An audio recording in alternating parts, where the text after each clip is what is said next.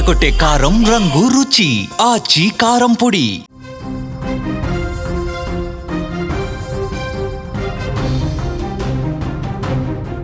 ఇటలీలోని పర్యాటక స్వర్గం లిపారి ద్వీపం ప్రస్తుతం ప్రకృతి ప్రకోపానికి చిగురుటాకులో వణికిపోతోంది.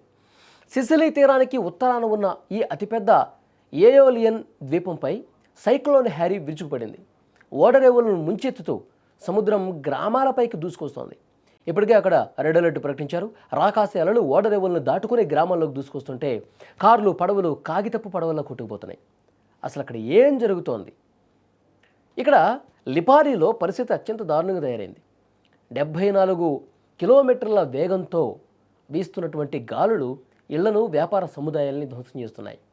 ఒకవైపు వరద ఉధృతి, మరోవైపు గాలివాన. లిపారీ వీధుల్లో మృత్యువు కనిపిస్తోంది. ఒక సెక్యూరిటీ కెమెరాలో రికార్డైన దృశ్యాలు చూస్తుంటే నిజంగా ఒళ్ళు గగురుపొడుస్తుంది.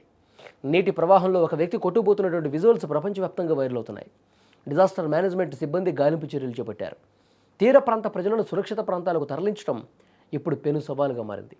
లైవ్ దృశ్యాల్లో మీరు చూస్తున్నారు. అలల ఉద్రిక్తికి కార్లు, పడవలు ఏ విధంగా కొట్టుకుపోతున్నాయో చూడండి.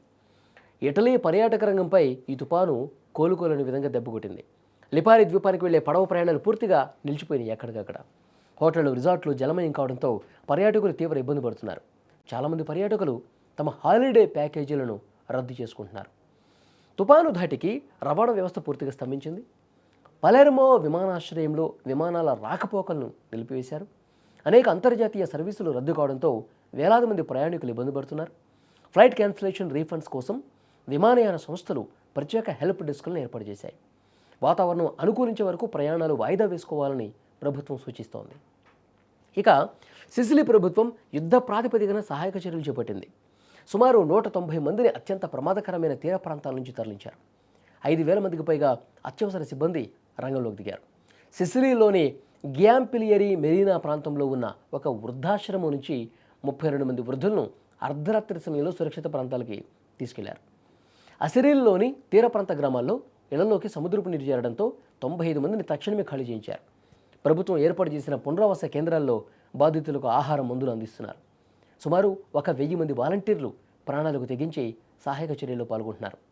గల్లంతైన వారి కోసం గాలింపు చర్యలు ముమ్మరం చేశారు. సహాయక చర్యల కోసం ప్రభుత్వం భారీగా నిధులు కేటాయించింది.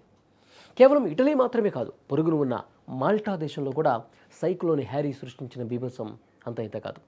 అక్కడ కురిసిన వడగళ్ల వానను వీధులన్నీ కూడా ఆ వానకి మంచు కొండల్ని తలపించే విధంగా దృశ్యాలు కనిపిస్తూ ఉన్నాయి.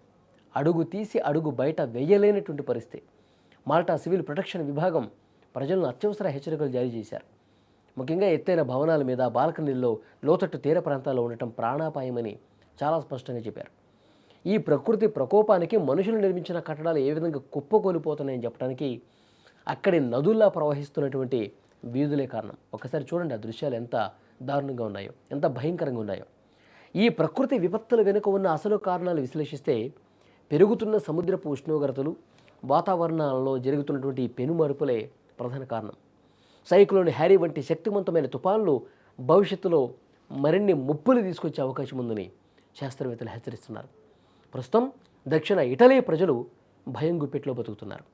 అధికారులు తదుపరి ఆదేశాలు ఇచ్చే వరకు ఎవరూ బయటకు రావద్దని చెప్పి కోరుతా ఉన్నారు.